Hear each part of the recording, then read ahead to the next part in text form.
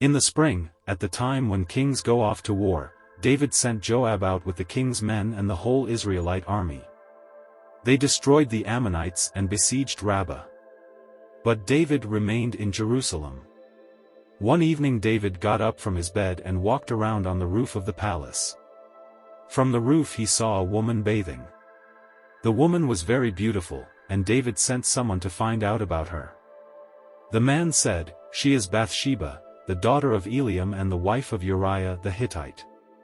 Then David sent messengers to get her. She came to him, and he slept with her. Now she was purifying herself from her monthly uncleanness. Then she went back home. The woman conceived and sent word to David, saying, "I am pregnant." So David sent this word to Joab, "Send me Uriah the Hittite." And Joab sent him to David. When Uriah came to him, David asked him how Joab was, how the soldiers were and how the war was going. Then David said to Uriah, "Go down to your house and wash your feet." So Uriah left the palace, and a gift from the king was sent after him. But Uriah slept at the entrance to the palace with all his master's servants and did not go down to his house. David was told, Uriah did not go home. So he asked Uriah, "Haven't you just come from a military campaign? Why didn't you go home?" Uriah said to David, "The ark and Israel and Judah are staying in tents, and my commander Joab and my lord's men are camped in the open country. How could I go to my house to eat and drink and make love to my wife? As surely as you live, I will not do such a thing." Then David said to him, "Stay here one more day, and tomorrow I will send you back." So Uriah remained in Jerusalem that day and the next. At David's invitation, he ate and drank with him, and David made him drunk. But in the evening Uriah went out to sleep on his mat among his master's servants. He did not go home. In the morning David wrote a letter to Joab and sent it with Uriah. In it he wrote, "Put Uriah out in front where the fighting is fiercest. Then withdraw from him so he will be struck down and die." So while Joab had the city under siege, he put Uriah at a place where he knew the strongest defenders were. When the men of the city came out and fought against Joab, some of the men in David's army fell. Moreover, Uriah the Hittite died. Joab sent David a full account of the battle. He instructed the messenger, "When you have finished giving the king this account of the battle, the king's anger may flare up, and he may ask you, 'Why did you get so close to the city to fight? Didn't you know they would shoot arrows from the wall? Who killed Abimelech son of Jerubbaal? Didn't a woman drop an upper millstone on him from the wall, so that he died in Thebez? Why did you get so close to the wall?' If he asks you this, then say to him, 'Moreover, your servant Uriah the Hittite is dead.'" In the spring, at the time when kings go off to war, David sent Joab out with the king's men and the whole Israelite army. They destroyed the Ammonites and besieged Rabbah. But David remained in Jerusalem. One evening David got up from his bed and walked around on the roof of the palace. From the roof he saw a woman bathing. The woman was very beautiful, and David sent someone to find out about her. The man said, "She is Bathsheba, the daughter of Eliam and the wife of Uriah the Hittite." Then David sent messengers to get her. She came to him, and he slept with her. Now she was purifying herself from her monthly uncleanness. Then she went back home. The woman conceived and sent word to David, saying, "I am pregnant." So David sent this word to Joab, "Send me Uriah the Hittite." And Joab sent him to David. When Uriah came to him, David asked him how Joab was, how the soldiers were and how the war was going. Then David said to Uriah, "Go down to your house and wash your feet." So Uriah left the palace, and a gift from the king was sent after him. But Uriah slept at the entrance to the palace with all his master's servants and did not go down to his house. David was told, Uriah did not go home. So he asked Uriah, "Haven't you just come from a military campaign? Why didn't you go home?" Uriah said to David, "The ark and Israel and Judah are staying in tents, and my commander Joab and my lord's men are camped in the open country. How could I go to my house to eat and drink and make love to my wife? As surely as you live, I will not do such a thing." Then David said to him, "Stay here one more day, and tomorrow I will send you back." So Uriah remained in Jerusalem that day and the next. At David's invitation, he ate and drank with him, and David made him drunk. But in the evening Uriah went out to sleep on his mat among his master's servants. He did not go home. In the morning David wrote a letter to Joab and sent it with Uriah. In it he wrote, "Put Uriah out in front where the fighting is fiercest. Then withdraw from him so he will be struck down and die." So while Joab had the city under siege, he put Uriah at a place where he knew the strongest defenders were. When the men of the city came out and fought against Joab, some of the men in David's army fell. Moreover, Uriah the Hittite died. Joab sent David a full account of the battle. He instructed the messenger, "When you have finished giving the king this account of the battle, the king's anger may flare up, and he may ask you, 'Why did you get so close to the city to fight? Didn't you know they would shoot arrows from the wall? Who killed Abimelech son of Jerubbaal? Didn't a woman drop an upper millstone on him from the wall, so that he died in Thebez? Why did you get so close to the wall?' If he asks you this, then say to him, 'Moreover, your servant Uriah the Hittite is dead. The Lord sent Nathan to David.' When he came to him, he said, 'There were two men in a certain town, one rich and the other poor. The rich man had a very large number of sheep and cattle, but the poor man had nothing except one little ewe lamb he had bought. He raised it, and it grew up with him and his children. It shared his food, drank from his cup and even slept in his arms.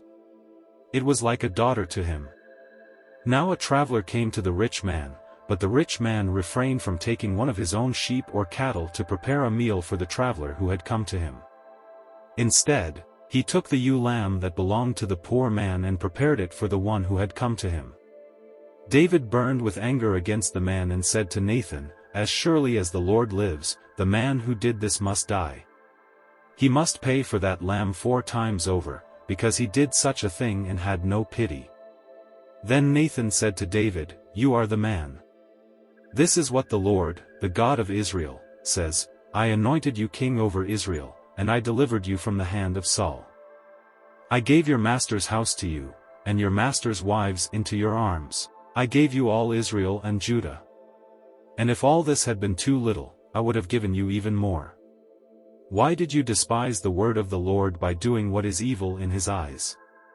You struck down Uriah the Hittite with the sword and took his wife to be your own. You killed him with the sword of the Ammonites. Now, therefore, the sword will never depart from your house, because you despised me and took the wife of Uriah the Hittite to be your own. This is what the Lord says, out of your own household I am going to bring calamity on you.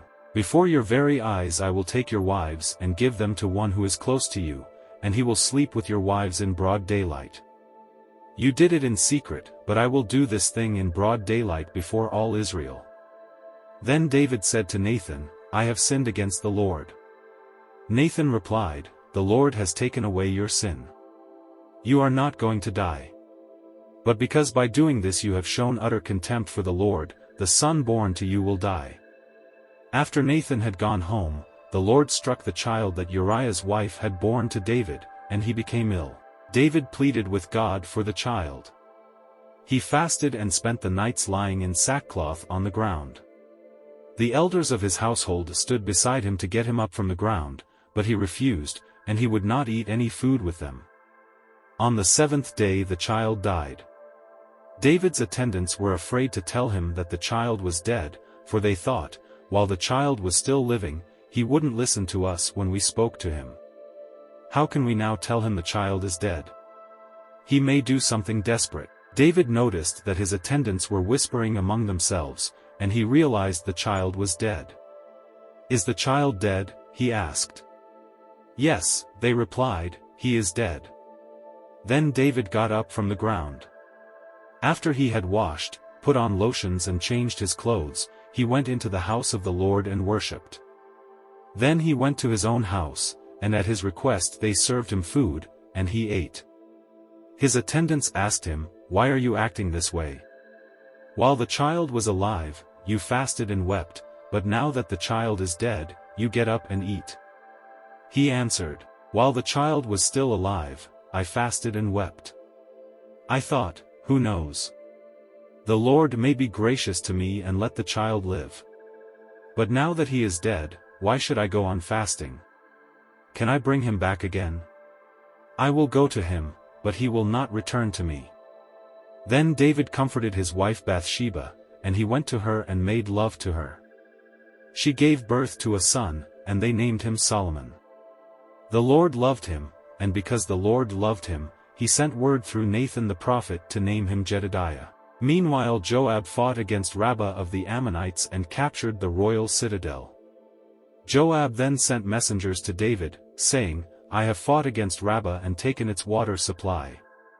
Now muster the rest of the troops and besiege the city and capture it. Otherwise I will take the city, and it will be named after me." So David mustered the entire army and went to Rabbah, and attacked and captured it. David took the crown from their king's head, and it was placed on his own head. It weighed a talent of gold, and it was set with precious stones. David took a great quantity of plunder from the city and brought out the people who were there, consigning them to labor with saws and with iron picks and axes, and he made them work at brickmaking. David did this to all the Ammonite towns. Then he and his entire army returned to Jerusalem. In the course of time, Amnon son of David fell in love with Tamar, the beautiful sister of Absalom son of David. Amnon became so obsessed with his sister Tamar that he made himself ill. She was a virgin, and it seemed impossible for him to do anything to her. Now Amnon had an advisor named Jonadab son of Shimeah, David's brother. Jonadab was a very shrewd man. He asked Amnon, "Why do you, the king's son, look so haggard morning after morning? Won't you tell me?" Amnon said to him, "I'm in love with Tamar, my brother Absalom's sister." "Go to bed and pretend to be ill," Jonadab said. "When your father comes to see you, say to him, 'I would like my sister Tamar to come and give me something to eat. Let her prepare the food in my sight so I may watch her and then eat it from her hand.'" So Amnon lay down and pretended to be ill. When the king came to see him, Amnon said to him, "I would like my sister Tamar to come and make some special bread in my sight, so I may eat from her hand." So Amnon lay down and pretended to be ill. When the king came to see him, Amnon said to him, "I would like my sister Tamar to come and make some special bread in my sight, so I may eat from her hand." David sent word to Tamar at the palace, "Go to the house of your brother Amnon and prepare some food for him." So Tamar went to the house of her brother Amnon, who was lying down. She took some dough, kneaded it, made the bread in his sight and baked it. Then she took the pan and served him the bread, but he refused to eat. "Send everyone out of here," Amnon said. So everyone left him. Then Amnon said to Tamar, "Bring the food here into my bedroom so I may eat from your hand." And Tamar took the bread she had prepared and brought it to her brother Amnon in his bedroom. But when she took it to him to eat, he grabbed her and said, "Come to bed with me, my sister." "No, my brother," she said to him. "Don't force me. Such a thing should not be done in Israel. Don't do this wicked thing. What about me? Where could I get rid of my disgrace? And what about you? You would be like one of the wicked fools in Israel. Please speak to the king. He will not keep me from being married to you." But he refused to listen to her, and since he was stronger than she, he raped her. Then Amnon hated her with intense hatred. In fact, he hated her more than he had loved her. Amnon said to her, "Get up and get out." "No," she said to him. "Sending me away would be a greater wrong than what you have already done to me." But he refused to listen to her. He called his personal servant and said, "Get this woman out of my sight and bolt the door after her." So his servant put her out and bolted the door after her. She was wearing an ornate robe, for this was the kind of garment the virgin daughters of the king wore. Tamar put ashes on her head and tore the ornate robe she was wearing. She put her hands on her head and went away, weeping aloud as she went. Her brother Absalom said to her, "Has that Amnon, your brother, been with you? Be quiet for now, my sister, he is your brother. Don't take this thing to heart." And Tamar lived in her brother Absalom's house, a desolate woman. When King David heard all this, he was furious. And Absalom never said a word to Amnon, either good or bad. He hated Amnon because he had disgraced his sister Tamar.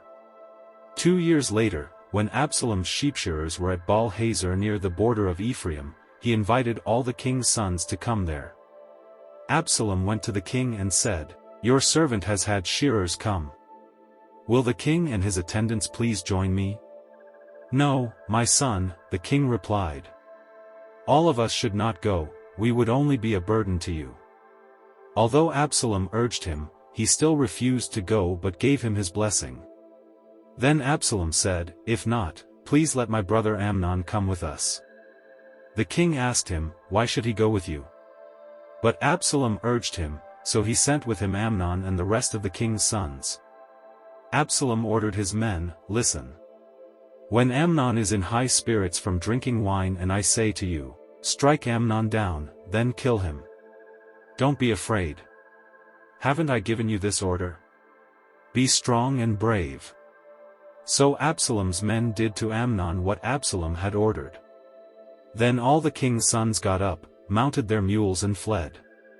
While they were on their way, the report came to David, "Absalom has struck down all the king's sons, not one of them is left." The king stood up, tore his clothes and lay down on the ground, and all his attendants stood by with their clothes torn.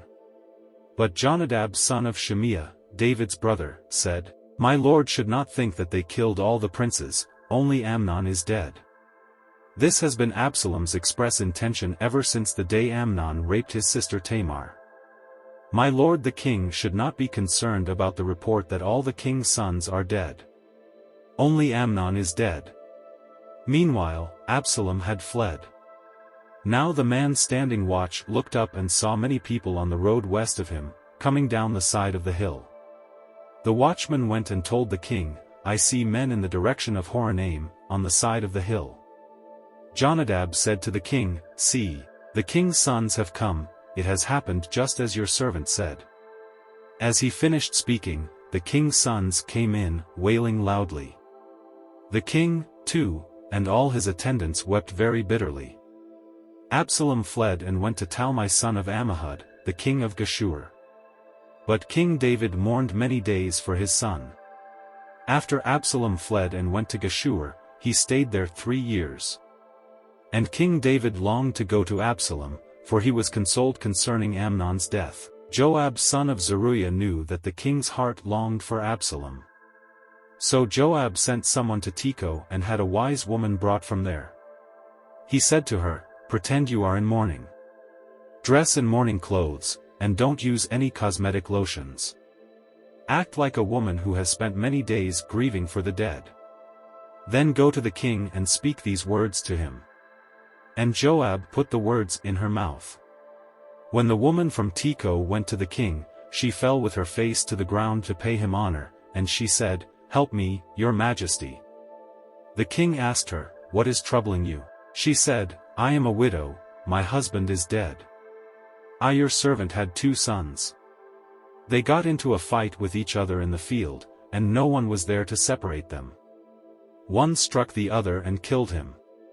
Now the whole clan has risen up against your servant. They say, 'Hand over the one who struck his brother down, so that we may put him to death for the life of his brother whom he killed, then we will get rid of the heir as well.' They would put out the only burning coal I have left, leaving my husband neither name nor descendant on the face of the earth." The king said to the woman, "Go home, and I will issue an order in your behalf." But the woman from Tekoa said to him, "Let my lord the king pardon me and my family, and let the king and his throne be without guilt."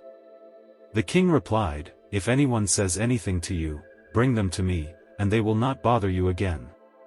She said, "Then let the king invoke the Lord his God to prevent the avenger of blood from adding to the destruction, so that my son will not be destroyed. As surely as the Lord lives," he said, "not one hair of your son's head will fall to the ground." Then the woman said, "Let your servant speak a word to my lord the king." "Speak," he replied. The woman said, "Why then have you devised a thing like this against the people of God? When the king says this, does he not convict himself, for the king has not brought back his banished son? Like water spilled on the ground, which cannot be recovered, so we must die. But that is not what God desires, rather, he devises ways so that a banished person does not remain banished from him.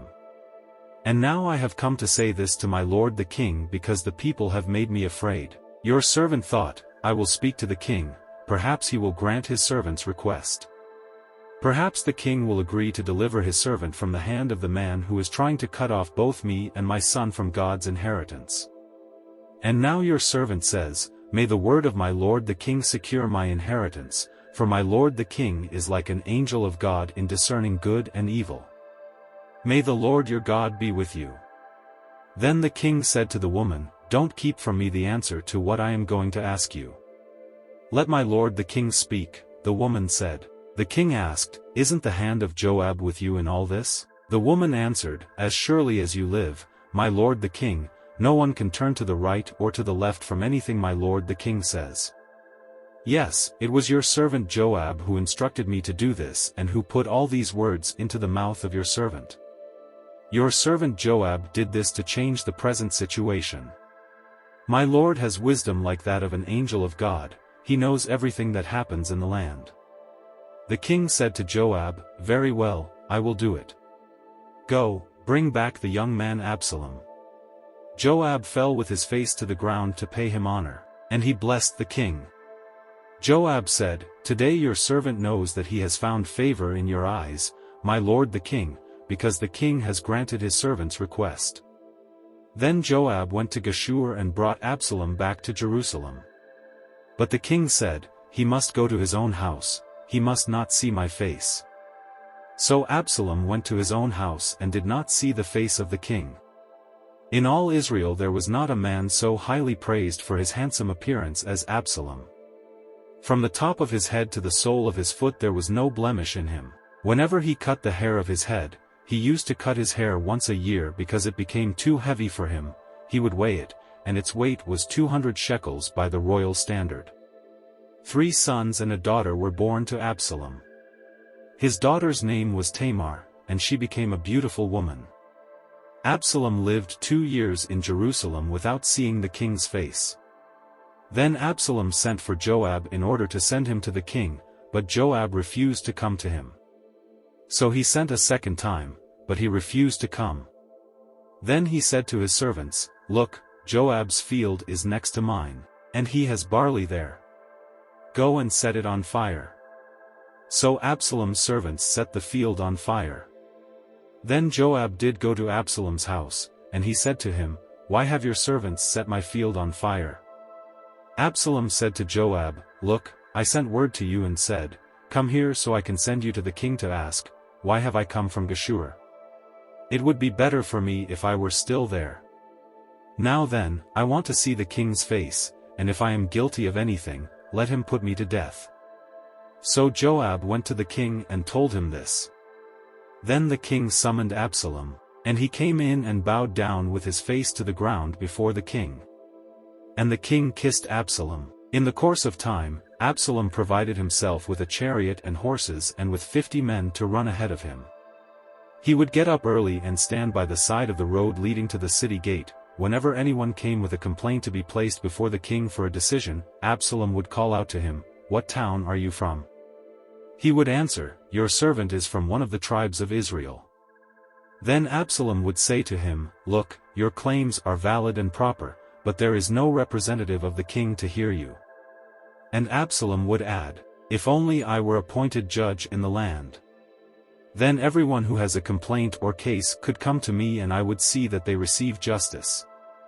Also, whenever anyone approached him to bow down before him, Absalom would reach out his hand, take hold of him and kiss him. Absalom behaved in this way toward all the Israelites who came to the king asking for justice, and so he stole the hearts of the people of Israel. At the end of 4 years, Absalom said to the king, let me go to Hebron and fulfill a vow I made to the Lord. While your servant was living at Geshur in Aram, I made this vow, if the Lord takes me back to Jerusalem, I will worship the Lord in Hebron. The king said to him, go in peace. So he went to Hebron. Then Absalom sent secret messengers throughout the tribes of Israel to say, "As soon as you hear the sound of the trumpets, then say, Absalom is king in Hebron." 200 men from Jerusalem had accompanied Absalom. They had been invited as guests and went quite innocently, knowing nothing about the matter. While Absalom was offering sacrifices, he also sent for Ahithophel the Gilonite, David's counselor, to come from Gilo, his hometown. And so the conspiracy gained strength, and Absalom's following kept on increasing. A messenger came and told David, "The hearts of the people of Israel are with Absalom." Then David said to all his officials who were with him in Jerusalem, "Come. We must flee, or none of us will escape from Absalom. We must leave immediately, or he will move quickly to overtake us and bring ruin on us and put the city to the sword." The king's officials answered him, "Your servants are ready to do whatever our lord the king chooses." The king set out, with his entire household following him, but he left 10 concubines to take care of the palace. So the king set out, with all the people following him, and they halted at the edge of the city. All his men marched past him, along with all the Kerethites and Pelethites, and all the 600 Gittites who had accompanied him from Gath marched before the king. The king said to Ittai the Gittite, "Why should you come along with us? Go back and stay with King Absalom. You are a foreigner, an exile from your homeland. You came only yesterday. And today shall I make you wander about with us, when I do not know where I am going? Go back, and take your people with you. May the Lord show you kindness and faithfulness." But Ittai replied to the king, "As surely as the Lord lives, and as my lord the king lives, wherever my lord the king may be, whether it means life or death, there will your servant be." David said to Ittai, "Go ahead, march on." So Ittai the Gittite marched on with all his men and the families that were with him. The whole countryside wept aloud as all the people passed by. The king also crossed the Kidron Valley, and all the people moved on toward the wilderness. Zadok was there, too, and all the Levites who were with him were carrying the Ark of the Covenant of God. They set down the Ark of God, and Abiathar offered sacrifices until all the people had finished leaving the city.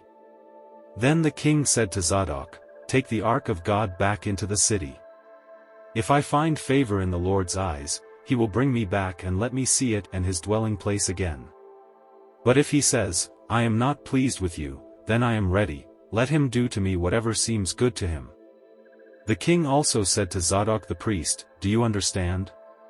Go back to the city with my blessing. Take your son Ahimaaz with you, and also Abiathar's son Jonathan. You and Abiathar return with your 2 sons.